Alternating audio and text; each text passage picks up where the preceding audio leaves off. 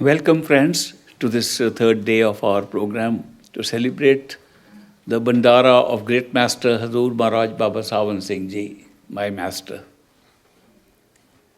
without whose teachings I wouldn't be here, without whose initiation I wouldn't be here, without whose grace I wouldn't be here. Teachings are important. Teachings give us an idea for the mind to grasp how to proceed, how to start. But teachings are not the real purpose for which a perfect living master comes into this world. Because teaching can be found in books. And there are hundreds of masters right now, at this moment, teaching the same thing that perfect living masters teach us. So teachings cannot match what the true path of the perfect living masters is.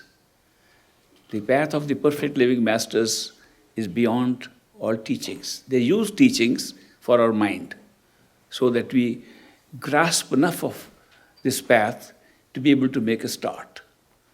This is a path of love and devotion, the only thing that pulls us beyond the mind. The journey of a perfect living master really starts after the mind, from the individual soul into its totality. The journey of a perfect living master starts from Par Brahm and goes to Sachkhand. The rest, so many other people are doing also. Mental games are being played all over the world in the name of spirituality. And the mind loves those games. And I don't mind if people play those games. They are good, they are very interesting. But the path of the masters, true Sant Mat, which is the path of the masters, takes us beyond the mind, because that's the only way we can have complete, total liberation and total return to our true home with nothing to come back to, nothing to go into delusions and illusions again. So that is why the path of the masters consists only of the practice of love and devotion. Period. It's love and devotion that will take you there, nothing else. Other things can take you part of the way, give you introduction to what's going on. An Indian mystic, Paltu Sahib says, Sahib ke darbar mein keval bhakt pyar. There's nothing else in his world except love and devotion. In his darbar, in his court, in the court of the Lord, there is nothing else that counts except love and devotion. So therefore, when we do the meditation session today, I want to introduce you to the real form of meditation even from the beginning. I was talking of mechanical things. How to sit behind the eyes, a good starting point. How to gather your attention, how to practice putting your attention at the starting point. But those are just starting points. But we can introduce love and devotion right there.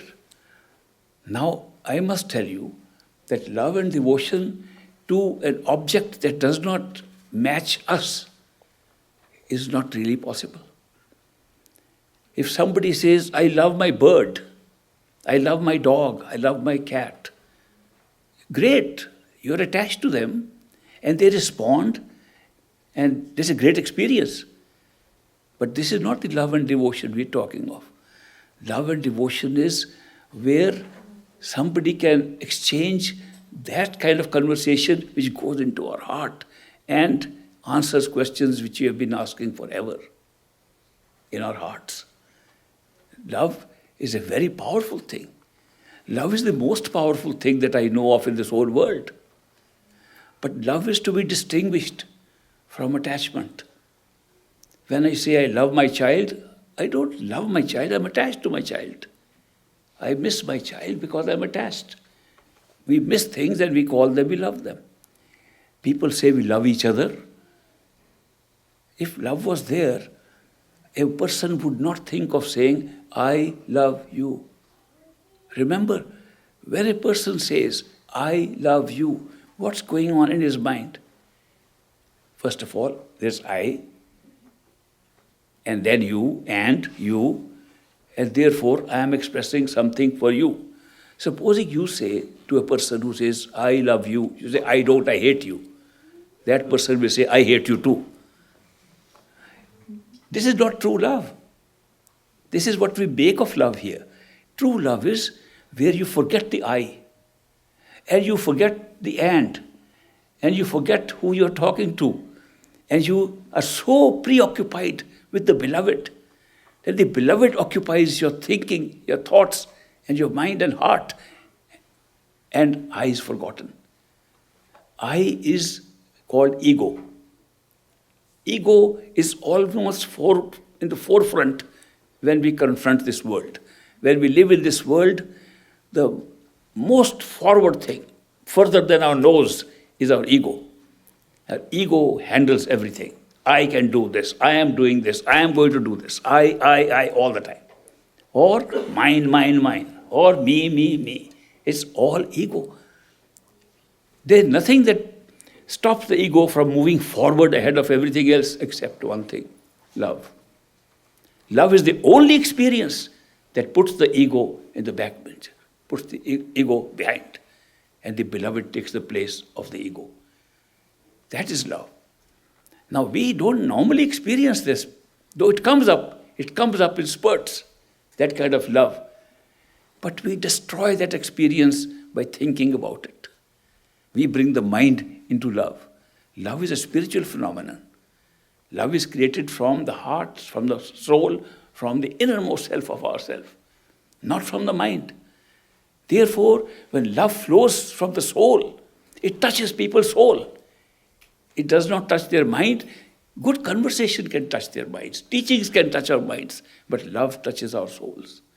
And that is why we can't sometimes explain what's happening to us.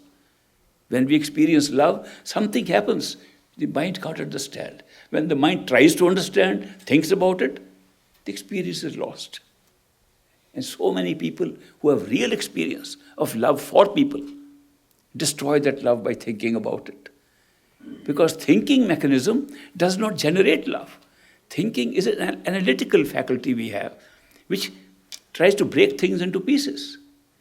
All divisions in the world, wars are taking place, divisions, fights are going on, anger is being expressed, all because of the mind. And the mind is coming in the way. Thinking is coming in the way. And yet there are experiences which are beyond thinking, and love is the most important one of them. So therefore, when we say love and devotion, we don't know what love is. But I can tell you one way in which you can express love, and that is devotion. What is devotion? What's the difference between love and devotion? We always talk, do this with love and devotion, meditate with love and devotion, express your love and devotion. What's the difference between the two? The difference is that love comes naturally when it's unconditional, and devotion is a natural response to it. When we experience the unconditional love from a perfect living master, and there are not too many people who can express that, but we do know at least, we are sure, when the love, unconditional love flows to us from a perfect living master, automatically something flows in us back, which is devotion. So love and devotion is a combination of our relationship with the master. So that is why when we have this kind of feeling, this feeling does not occur only in the physical plane. This feeling occurs in meditation. This feeling occurs in the higher levels of consciousness. And this feeling binds us together and makes us one. We sometimes do not know the difference. Is the master us or we are the master? We go to that level. That oneness of experience, that's true love. What we call attachment, and we call it love, creates togetherness. Love creates oneness. There's a difference between togetherness and oneness. In togetherness, we are together, but they are still two. We are keeping a little distance by saying we are two. We don't become one. In love, we become one because we forget the I. And the only beloved becomes the only one. So that is why this path, in reality, is a path of love and devotion. And therefore, nothing will take us beyond the causal plane. except love and devotion. So therefore, even right from day one, we can start with this. When we meditate, practice with love and devotion. If we don't know how to love, if we don't know how to express devotion, pretend you can do it. Swamiji says, "Jhoti sachi kar bhakti." He says, even if it's not true, try it out, it might become true. So even if you don't know how to express your love and devotion, try it out. Like you do it in the world. Express it. And it will happen automatically. Tears flow through us. We can't speak when we want to express love. Nothing can be said. We become speechless. In this physical world, I met people in interviews here, elsewhere. So many people come and see me and they cry with tears flowing. I saw them yesterday. I see them every time. In fact, in Florida, I said I must be meeting a lot of cry babies. But I can see the tears are flowing uncontrollably.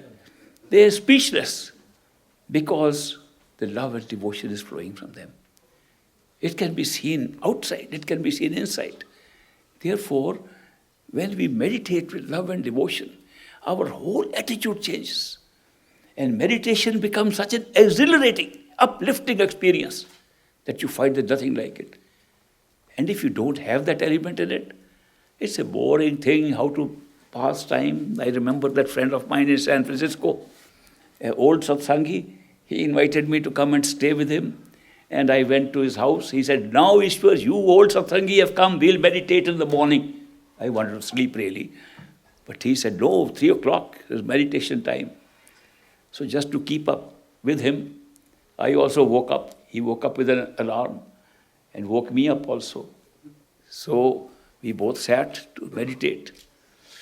Now he was meditating seriously because he was meditating regularly. And I was meditating non-seriously because my eye was on him. What is he doing? From time to time, I would open the corner of my eye and see what he's doing. By coincidence or by chance, every time I opened my eye to look at him, he was looking at his watch. 2.5 hours we spent like that. At the end, he said, "Ishwar, I'm so happy you were here. We had a good session of meditation." I said, "My friend, we had a good meditation. It was not meditation on the self. It was not meditation on the master. It was not meditation on God. It was meditation on the watch." I said, "You were more concerned with spending 2.5 hours and making sure that 2.5 hours have passed and we say we have done our duty." Imagine how boring that kind of meditation would be. How difficult that to pass time like this just to complete the 2.5 hours. What are you getting out of it? What do people get out of it? That they force themselves to do something. What is missing in that? What is missing is love and devotion, the picture of your master, the image of your master, the memory of your master, which would never let you get up like that. You'd forget the watches. You'd forget everything. You'll forget the world if you are in conversation with your master inside during meditation. Converse with the master. Talk to the master. Do what you like. You are inside in a chamber of meditation with the master. Advantage of initiation is the master is always with you. Whether you can see him or not, you'll see him one day. But till you can see him, you should know he's there because you can talk to him. You will even hear his answers. And if he answers, check it out with the Simran. It is not your mind answering your questions, but he's answering your questions. We can have a very early contact with a master even before we reach the radiant form of the master inside by using these simple tricks of the trade, tricks of spiritual practice, that you can talk to the master and see even if any image, non-image, comes and gives answers, check it with the Simran at that time. If the answer says, "Yes, I am there," it's an answer from the master. We have been given so many protections and guarantees during initiation. There's nothing like it. Our whole life becomes so different just because of one event of being initiated by a perfect living master. So therefore, make use of these things. I will like to introduce to you the subject of love and devotion as a practical way in meditation this afternoon, today. I'll also try to address the issue which has been mentioned again, that can we find out who is the real master? You can't find out who is the real master. People ask me so many questions giving names of masters. Many people have been to many masters. They give me a list of how many masters they have been initiated by. And I ask them, if they come for initiation, who will be next after me? If they're going to keep on trying, their philosophy probably is, one of them must be okay. Why miss it out on anything? But this kind of thinking that maybe one of them is okay, it leads to a very big confusion in the head. It's a confusion that we are trying to find a perfect living master. We don't know how to find. They all say the same thing. They all teach the same thing. Some look more masterly than others. How are we going to find out who is a perfect living master? And there are so many.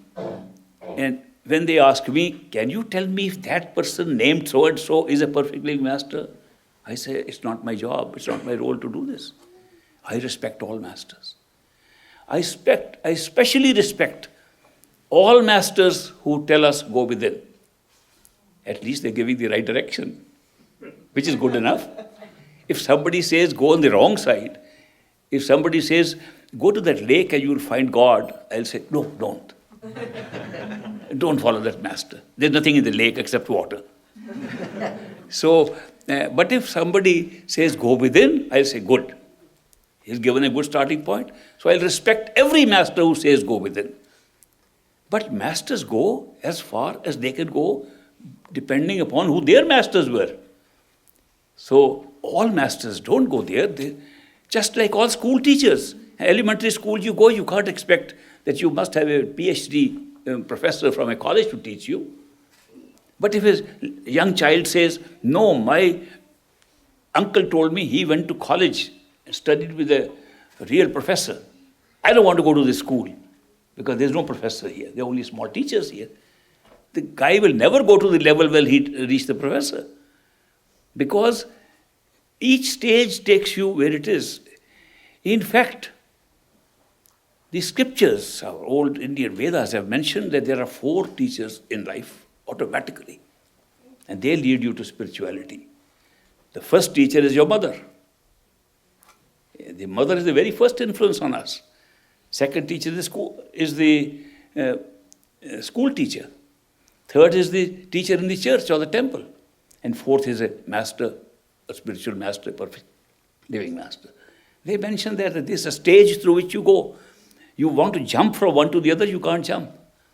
So therefore, no matter which master you have, he will take you as far as he can go.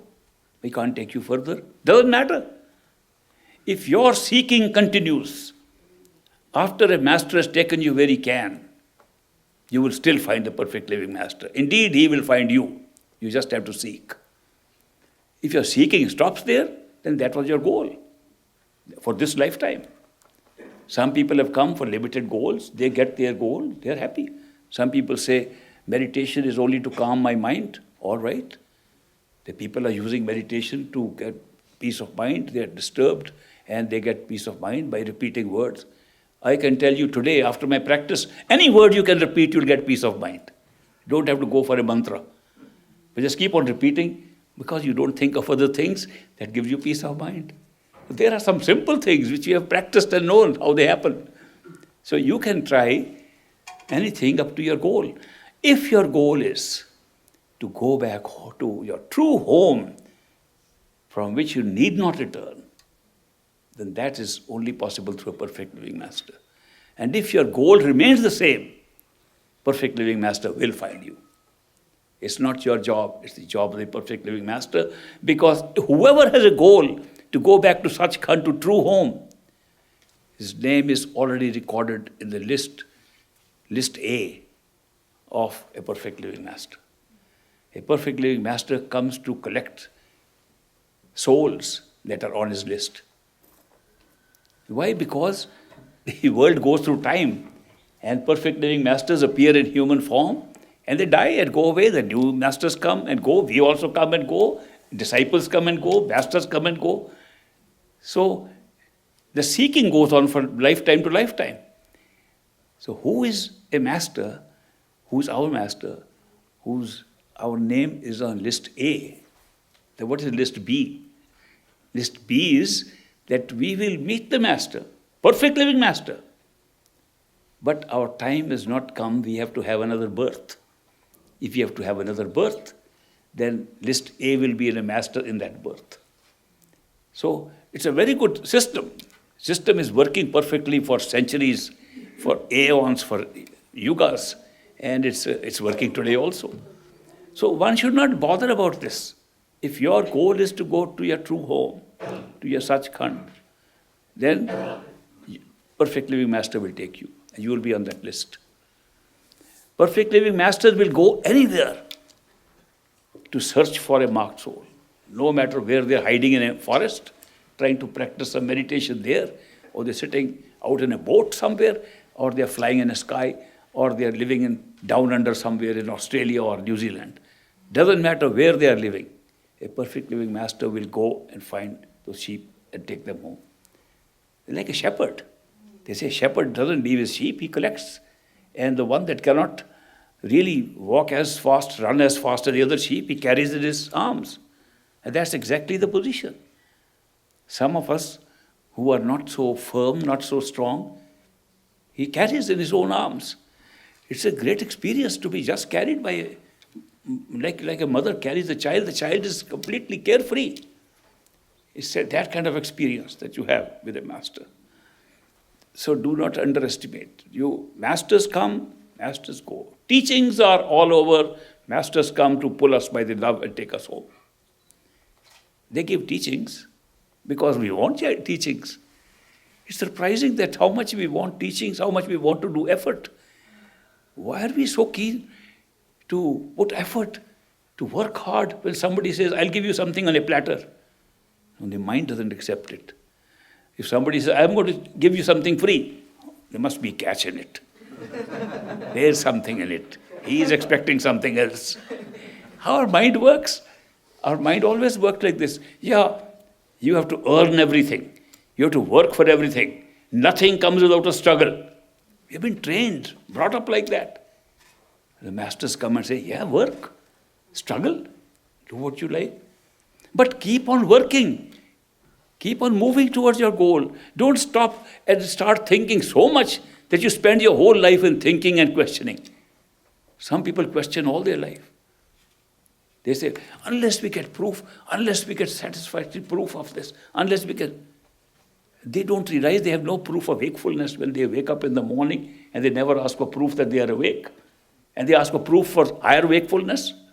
They can't even find a proof for physical wakefulness. Yet they want to ask questions. That's where they told the story of an intellectual questioning guy. He was walking in a village in India, and those villages have wells with no parapet wall around them. So while walking and thinking of his questions, he fell into the well.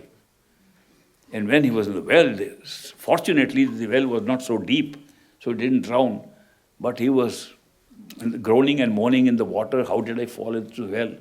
And somebody, a passerby, heard his groans and moans, and he said, let me go and help him. He looked at, he says, look, I'm going to bring a rope to pull you out. He said, wait, before you bring the rope, tell me why I fell into the well. He said, you can ask this question when you come out. Don't you want to first come out? No. If you bring a rope and then you lower it down and I hold it, how do you know you'll drop me again? How can I be sure of it?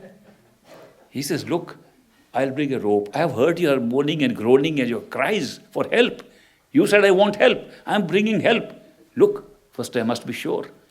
I want proof that you will take me out and not drop me again.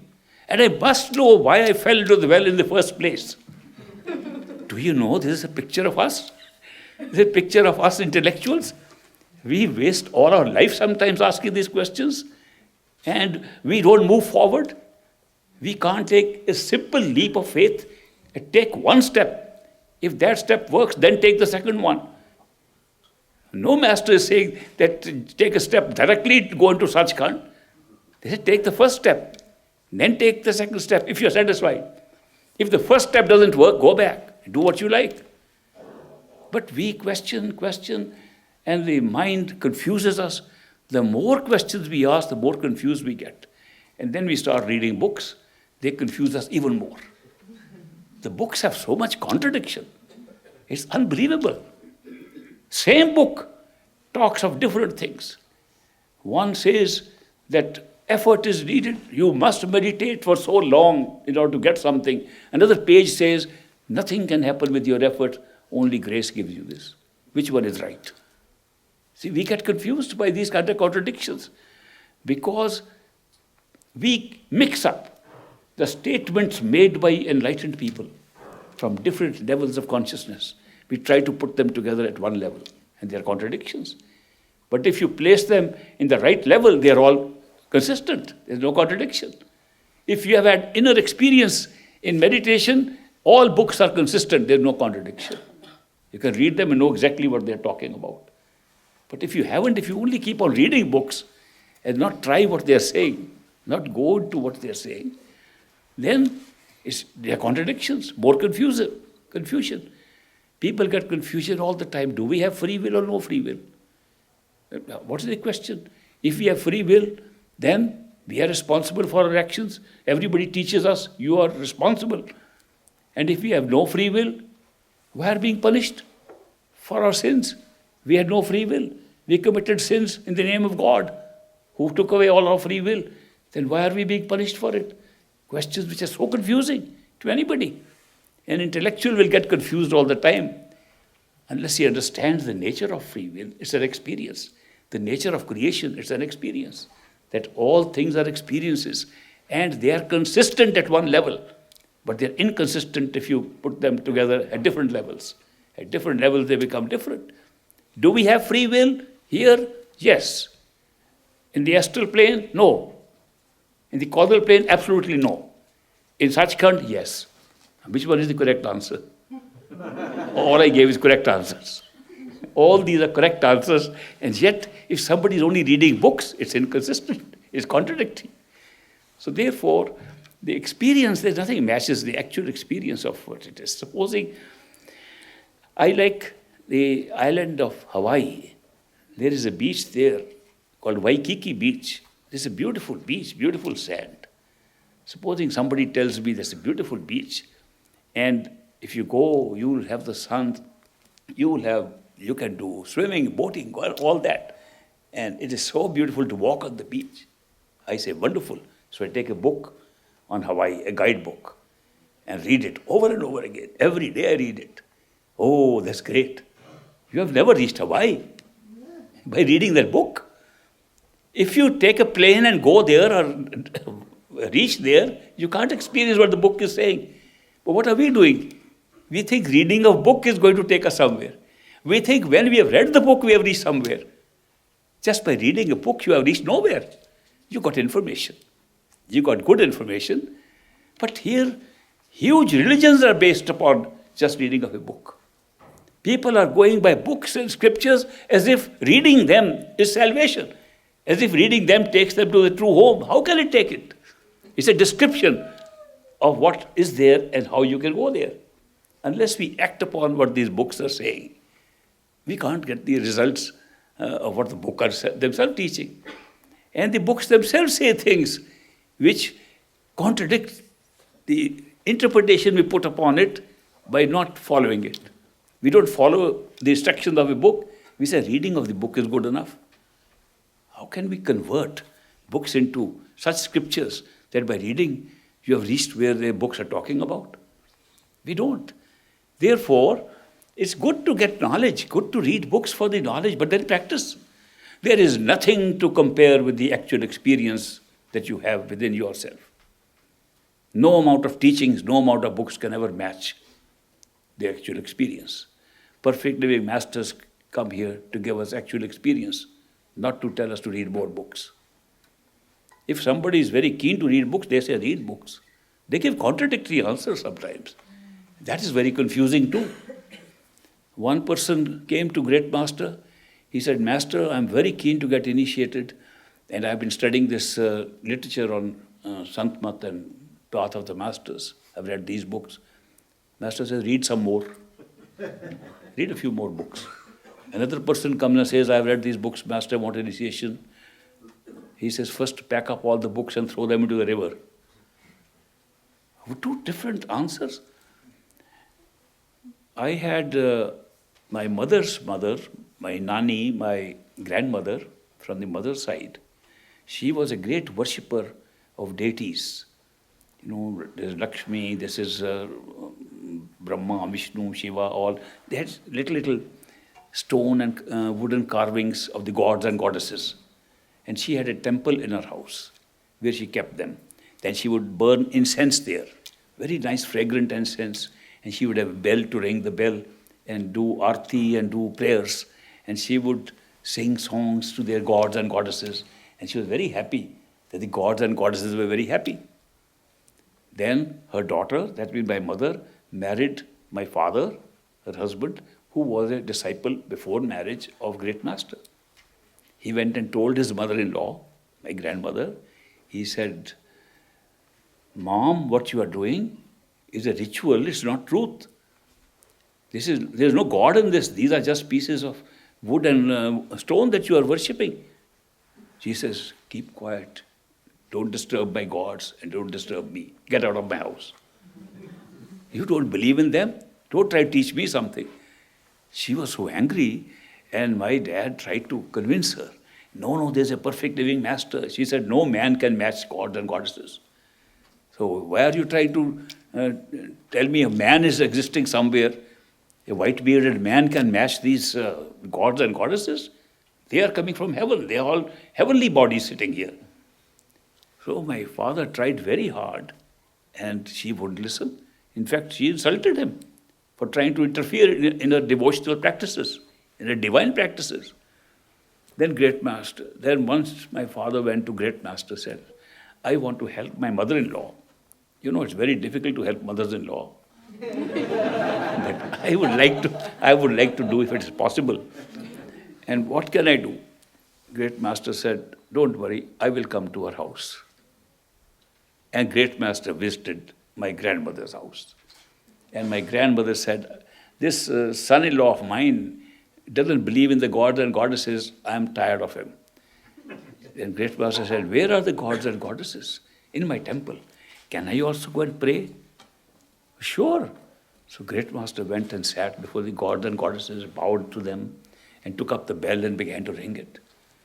And my grandmother was so happy. He says, my son-in-law knew nothing about this master. The master himself worships the same gods and goddesses that I worship. And she was so happy. She loved the Great Master because he was like her, worshipping the same gods and goddesses. Then she said, I must spend more time with this Great Master. He's really great. So then my dad took her to the Dera and she attended a few satsangs. She attended 1, 2, 3, 4, 5. And then she went to Great Master and said, Master, I now realize that the gods and goddesses I have been worshipping are inside me. And they are all in the 6 centers below me. They are supposed to be working for me from inside. And I have been worshipping them outside. What shall I do now?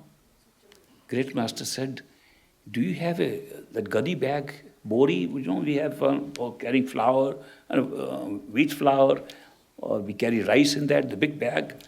She said, I have a bag like that.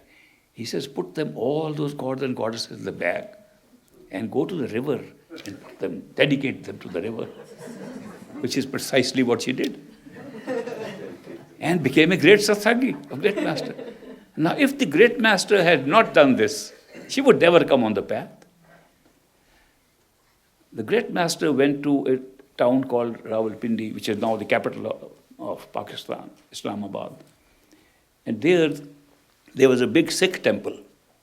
And when the Sikhs heard that a man pretending to be a guru has arrived here, they objected. They said, no man can be a guru after the 10 gurus that came in the 3rd and 5th centuries before. that the Guru Nanak was the first, Guru Gobind Singh was the last, all the 10 gurus were the perfect gurus, there's no guru after that. After that, the book is the guru. How can this man pretend to be a guru? And he is pretending to be a Sikh with a turban and a beard and following the tenets of Sikhism, of that religion, and he pretends to be a guru. We can't tolerate this. So they had a meeting and they said, let's assassinate him. Tomorrow we'll kill him when he tries to pretend that he's a guru. So the secretaries had all heard about this and they got so worried. At night they met Great Master. Master, cancel your program. Cancel the satsang. There are people out to kill you here. Great Master said, no, don't worry. What we will do will be, before I go to satsang, I'll go to their temple. He said, Master, you're going to the lion's den yourself? That's where they want to kill you. He said, no, I'll go there and we will see what the teachings are, what they're teaching there. So next morning got ready and people were thinking he'll go to satsang. They were all with swords ready, those people. And he goes to their temple. And they all follow him. Why is he going to the temple? He goes, gives $5 from his pocket to the book and bows before the book. And they are all astonished that he's following our book. Then he says to the chanter who was sitting on the book, and his own chanter, whose name was Ban Singh, replace him. So Ban Singh goes, pushes him aside and sits down and opens the book, the Guru Granth Sahib, and begins to read from there. He said, read the 5th chapter. Read this chapter. When he read, the 5th chapter said, what is the greatness of a guru who, having power over the 9 worlds of this universe, is able to come in a human form and put his hand on your head. What wonderful that you can see his face and get your vices gone. How great that he can give you a hug and take away your avgun, take away your vices, take away your karma. And that man read all this. And Great Master sitting there. They kept on saying, what is this? He's reading from our book. And the book says, without a living master, you cannot have anything. And all masters, all 10 masters had living masters. All had living human masters. Those people said, this is amazing. They put their swords back. And Great Master went and delivered satsang. They all came and followed and became his disciples. A true story. It happened when I was there. It's amazing. If he had said, no, this is wrong, book cannot be this thing, they would have assassinated him there and then. Master do their thing in very different ways. And we can say it is contradictory. Why is he going and worshipping a book when he's himself in the satsang saying books can give us nothing? It was for those people. They were marked. He goes to another place, Abbottabad in Pakistan, where incidentally Osama bin Laden was found and was killed there. He goes to that place. It's a mountainous region.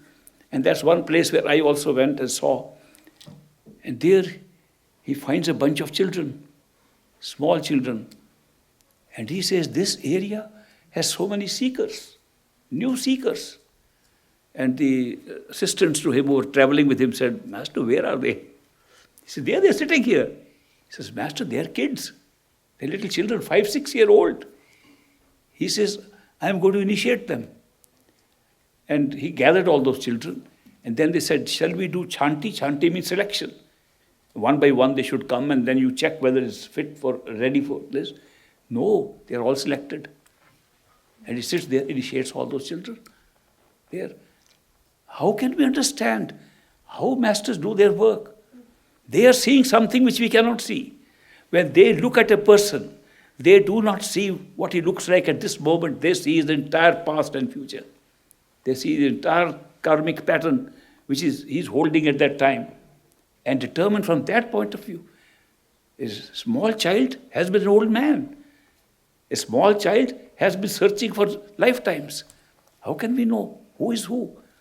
Therefore, masters perform their duty in such a strange way that not all of us can understand, because their vision is different from our vision. And we look at one life as our only life, and they don't see that. They look at a person They can see all their past lives and all what is in store for them. When they decide this soul is ready to be picked up and taken back home, at that time they select and say, initiate. They initiate that person. When they initiate, the whole cycle that's ahead of them is broken. The accountability, the system that exists through angels of death and jabdoots and angels who come and take the astral body away, that's all broken. And nobody comes to that soul except the master at the time of death in the physical body. So therefore, the whole experience that a master is having is very different than the experience which we are looking at. We don't know how he judges who is right, who is wrong. He can sometimes make us feel it's a very simple method to initiate. Or have you stopped drinking? Have you taken vegetarian? Have you done this? 5, 6 questions. And he then says, okay, get your naam, get your initiation. That's not true. This is a make-believe. He has seen the sheep as a shepherd has to carry. He knows they are marked and he carries them, but does the formality of living in a physical world with this physical phenomena, and he performs it. So it's not dependent upon what he's saying. And it's not dependent. Initiation is not something that is teaching you how to meditate, to teach you how to do these things. That you can read in books, and all masters can teach you. Initiation is his taking entire responsibility to take you back home, period. When he does that, he doesn't lay down conditions. If you don't meditate, I won't take you home. He doesn't say that. If you meditate less than 2.5 hours, sorry. He doesn't say that. He has taken responsibility, but then he makes us go through these things according to the law of this world, according to the laws that operate at this level of consciousness. He makes us believe that we have to do this, we have to do that. Our mind, our body, our sensory system, they all are attuned to work in a certain way, and he makes us go through those things. Ultimately, what takes us? Love and devotion, which leads to unshakable faith. Whoever has unshakable faith will go back home. It's that simple. There are a lot of people who have come and never known what initiation is. I remember there was one very poor man in India. So poor, he couldn't afford even to travel by bus. Living in a far-off village from the Dera. And he had a very strong feeling. He saw a satsangi and saw great master's picture on top of his head. And he felt that that was his master. He couldn't say it's Guru Nanak or his master or it's somebody else or it's or Jesus or who had looked a very holy person. But he heard that from that satsangi that there's a master is in Vyas Dera. So he began to say, how can I see you? How can I come to you? He began to miss him to such an extent. He says, no matter, I leave everything and go and walk all the way. He walked for several days. He walked several days every day to reach the Dera. And the day he arrived, we were all there. Great Master was stepping out of his house. And we were standing on the side just with our folded hands, which we customarily used to do. And this man, ragged, full of dust, full of dirt, dust, carrying a little bag of all his belongings on his shoulder, comes and he looks at Great Master. He throws that bag, runs to him. We were wondering, he's an attacker or somebody? My mind works like this. We thought maybe he's come to attack the Master, the way he ran towards him. Ran towards him and lay flat on his feet and said, Master, initiate me. Give me now. And what did the Master say? What, once again? This is the first time the man has come.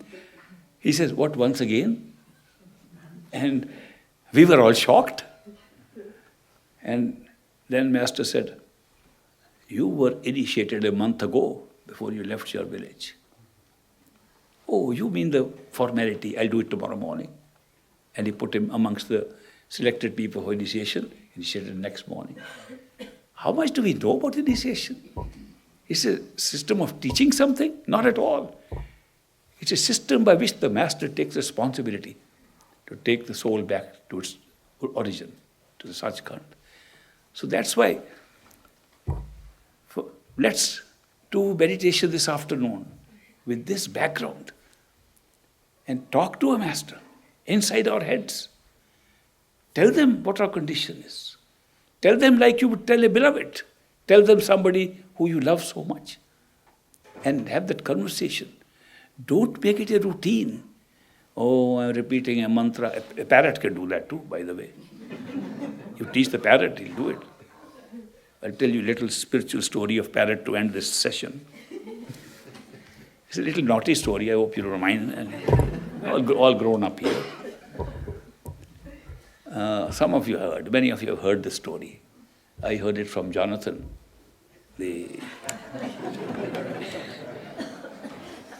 It's the story that there was a regular churchgoer. He was a very devout religious person, devout Christian. And he would go to church regularly. And he found that the pastor of the church, the priest, the pastor there, had 2 parrots. And he had trained those parrots to recite the Bible. So every time he would go, he would see the parrots reciting the Bible. He said, what a wonderful thing that the parrots are reciting the scriptures day and night. Everybody there can listen. So it's like a church all the time, 24/7 with the parrots around. So he told the pastor, what a great idea to have parrots repeating the scriptures. Can I also get parrots? He said, sure, you can get parrots and train them too. So he went to the store and bought 2 parrots and brought them home. And when he opened the cage, the parrot said, we are hookers, you want to have a good time? He said, what a mistake I made. I had no idea that this is what they have been trained to say. Every time they would say the same thing. So he went to the pastor and said, sorry, I made a big mistake. I got the wrong parrots. They are female parrots and they say we are hookers. You want to have a good time? So the priest said, no, don't worry. Company makes a difference. They have been living in bad company.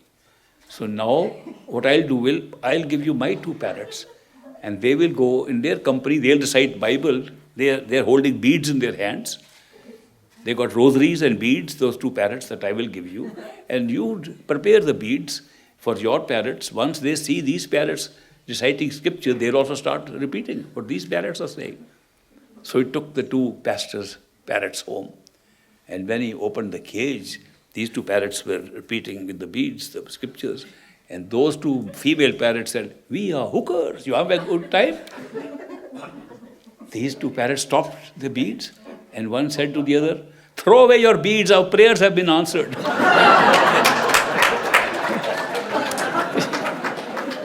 Just a joke. Not a true story. Only Jonathan made it up. Okay, we'll have a break for lunch and we'll come back and we'll start a meditation with love and devotion at 3 o'clock. Thank you.